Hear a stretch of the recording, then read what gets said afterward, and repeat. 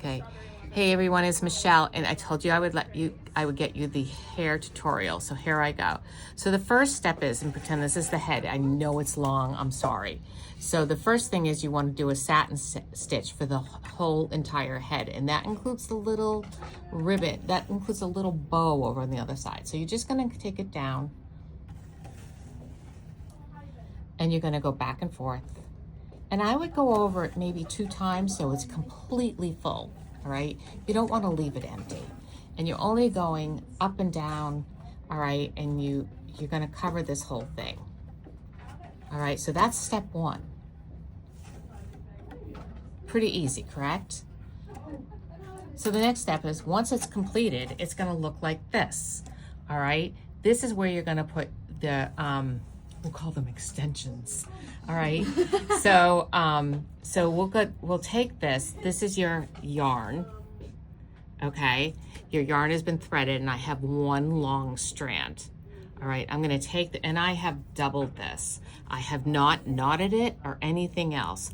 I'm going to take this yarn and I'm going to bring it up underneath my canvas. I'm going to bring it up across from it, pulling it up the side, and bring it up like this. I'm going to even it off. I'm going to just cut this piece right here, all right, and call it a day. So at the end of the day, I have all of this hair, okay? So, or yarn, all right? So I have all these pieces because I've gone boom, boom, boom, boom, all right? And then what I'm going to do is I'm going to divide this hair up, because now this hair is all over the place.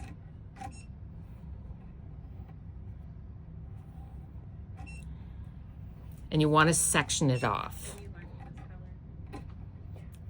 And you're going to have multiple colors.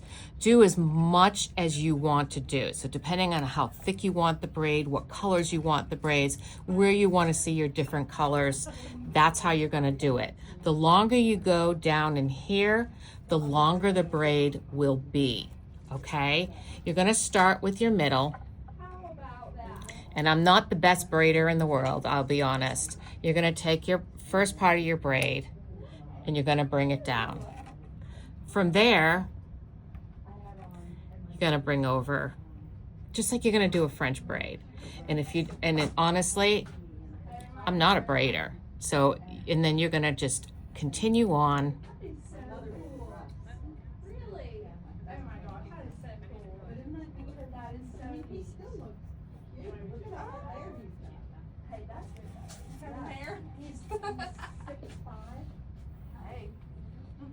And just continue on going from place to place. So this one is moved over to the side, and then just continue on coming all the way down. So one side is going off to the other, creating your French braid. As long as you want the braid to be, as I said. And I took a few strands because I just did. You can do what you'd like to do. And mine, you can go a little lighter than I did if you choose to. It depends on how heavy you want your braid to be.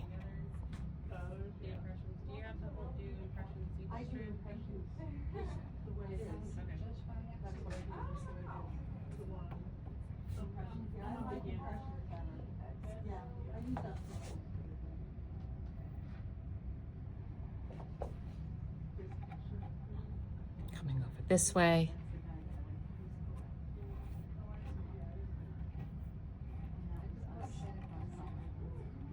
And as you can see, the French braid is starting to form. And you just want to make sure that you have enough to make it all the way down to where you want to end the braid.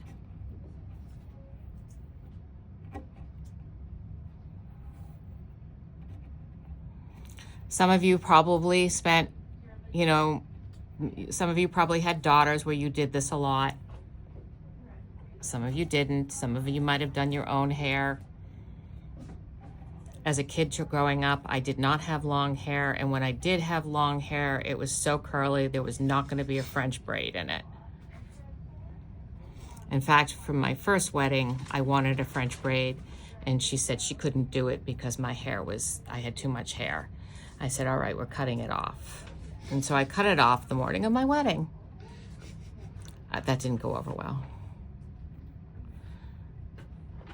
Call me crazy. It was just curly. Okay, continue down.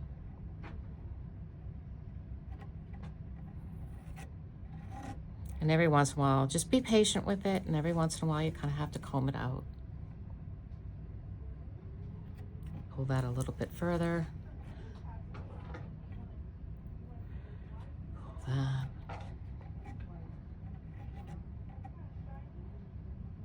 And like I said, the further you go down with the hair, the further you have to go. Probably took a little bit much, but in order to give you an idea of what happens, once you get to the point where you're done, you feel like you're done, finish up, tie it right there, cut off what you don't want, and you're finished.